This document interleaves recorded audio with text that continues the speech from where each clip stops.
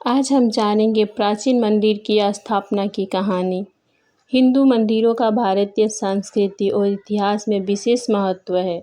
भारत में विभिन्न मंदिरों की अग्निगत कहानी है, जो न केवल धार्मिक और आध्यात्मिक दृष्टिकोण से महत्वपूर्ण है, बल्कि भारतीय इतिहास, कला और संस्कृति का भी अभिन्न हिस्सा है। ऐसे ही एक कहानी है एक प्राचीन मंदिर की, जो एक छोटे से गांव में स्थित है। यह कहानी न केवल उस मंदिर के निर्माण की है, बल्कि उस गांव और वहां के लोगों की आस्था और समर्पण की भी है।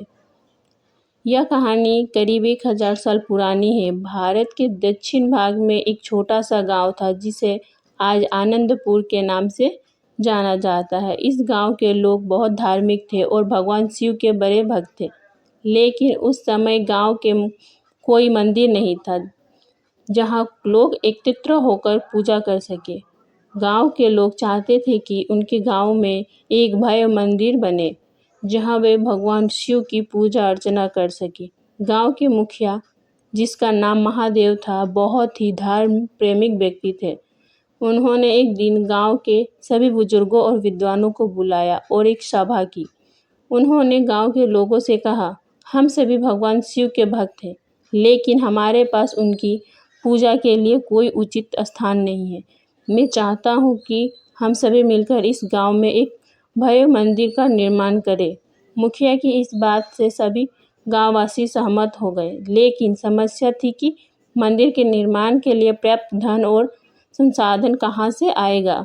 गांव के लोग साधारण किसान थे, जिनके पास बहुत अधिक धन नहीं था, लेकिन उनके दिलों में भगवान शिव के प्रति आस्था और श्रद्धा इतनी गहरी थी कि उन्होंने ठान लिया कि चाहे जैसे भी हो, वह इस मंदिर का निर्माण करेंगे। गांव वालों ने अपनी जमीन, सोना, चांदी और जो भी उनके पास था, उसे दान में देने का निर्णय लिया। महिलाएं अपने गहने दान करने लगी, बच्चे अपने खिलौने बेचने लगे और पुरुष दिन रात मेहनत करने लगे। इस तरह पूरे गांव ने मिलकर मंदिर के निर्माण के लिए धन एकत्रित किया। एक दिन गांव के बुजुर्ग व्यक्ति ने मुखिया से कहा, महादेव जी, मैंने सुना है कि पास के जंगल में एक बहुत ही सिद्ध साधु रहते हैं। वे महान तपस्वी हैं और उनकी कृपा से हमारे मंदिर का निर्माण जल्द और सफलतापूर्वक हो सकता है। क्योंकि न हम उनसे आशीर्वाद प्राप्त करें। मुखिया को यह बात सही लगी और वह कुछ गांव वालों के साथ साधु से मिलने गए। साधु ने उनकी भक्ति और समर्पण से प्रभावित होकर कहा, तुम लोगों का संकल्प बहुत ही प्रशंसनीय है। मैं तुम्हारी मदद करने के लिए तैयार हूँ, लेकिन याद रखना, यह मंदिर सिर्फ ईंट और पत्थरों से नहीं बनेगा, बल्कि यह तुम्हारी आस्था और समर्पण से बनेगा। साधु ने गांव वालों के कुछ विशेष नियम बताए और कहा कि यदि वे इन नियमों का पालन करेंगे तो मंदिर का निर्माण जल्द ही पूरा हो जाएगा। गांव वालों ने साधु के निर्देशों का पालन करना शुरू कर दिया। मंदिर के निर्माण के लिए गांव के सभी लोग दिन रात मेहनत करने लगे, लेकिन एक दिन अचानक गांव में एक बड़ी विपत्ति आई। बारिश और बाढ़ के कारण मंदिर का निर्माण कार्य ठप हो गया और जो निर्माण हो चुका था, वो भी ध्वस्त हो गया। गांव वालों का मनोबल टूटने लगा, लेकिन मुखिया ने उन्हें हिम्मत दी और कहा, यह भगवान शिव की परीक्षा है, हमें अपने संकल्प पर अडिग रहना चाहिए।